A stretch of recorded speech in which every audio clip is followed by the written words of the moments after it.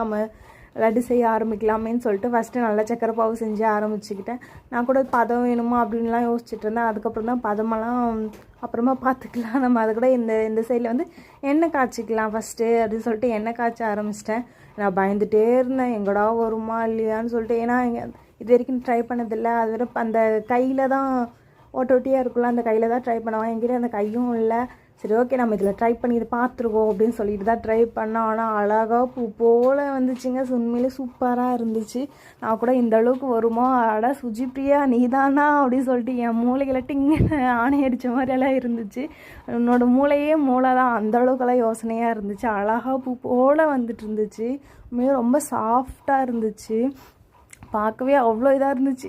எனக்கா நானா இப்படியெல்லாம் யோசிக்கிறேன் அப்படின்லாம் ஆச்சரியமாக இருந்துச்சு. ஏன்னா எந்த இதுவுமே கிடையாது, நானே யோசித்து செஞ்சேன்னா. யாராவது பெரியவங்க வீட்டில் இருந்து கேட்டு செஞ்சுருந்தா பரவாயில்ல,